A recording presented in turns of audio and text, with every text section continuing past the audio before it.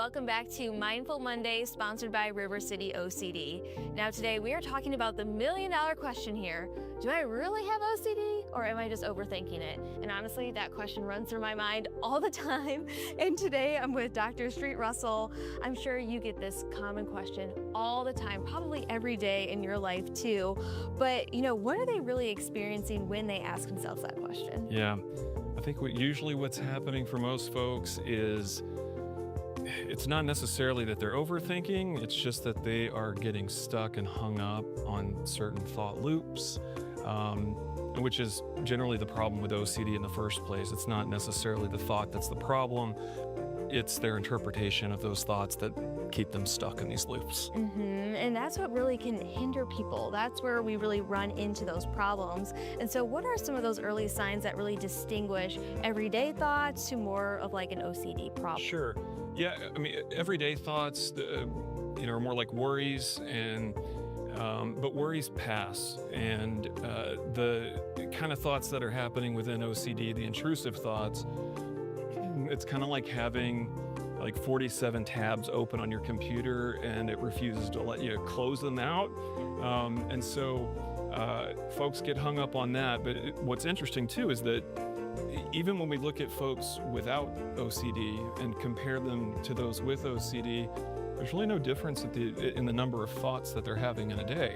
What really matters then is that if we're choosing to look at those thoughts as something that's relevant, important, and urgent in the way that OCD makes us feel, then we're less likely to let go of it, and also means that we're probably going to keep it for much longer until we get the right kind of help. And so many people go years without this type of help. And a lot of people say, why can't I just let this go? But what's actually happening in the brain at that moment? Yeah.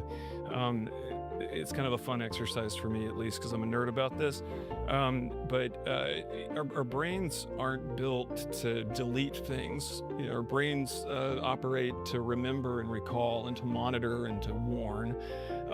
And so if you do this exercise right now, if I give you the instruction to say, don't think of a pink elephant, then immediately we start thinking of that. But that's the brain actually doing its job.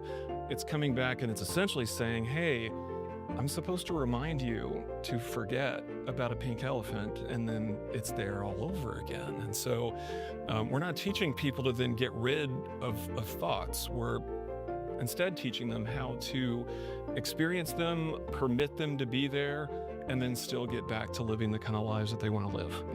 That's a really good exercise. And immediately, you think of that pink elephant. But again, these go well beyond just like a simple exercise just like that. But how can really someone tell the difference between just a normal blip of a thought to an obsessive thought loop? Yeah.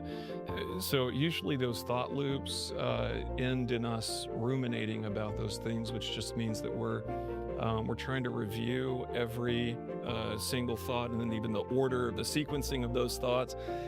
But in normal everyday life, we might sit and reflect on a decision that we want to make.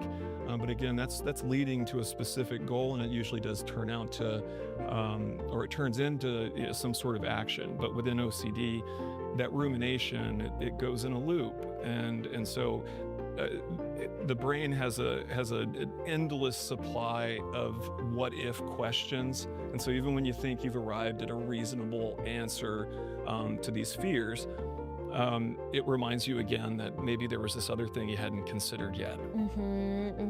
And so many people are scared of their own thoughts. And so how do you really help them understand that intrusive thoughts aren't dangerous? Yeah, I think that's an important one because, again, it does matter how we interpret the thoughts that we're experiencing. But what we teach is that we need to learn how to start seeing these thoughts for exactly what they are. And they're just these mental events, they're chemical reactions, they're electrical reactions, but they're not us. We don't have to do anything about them at all.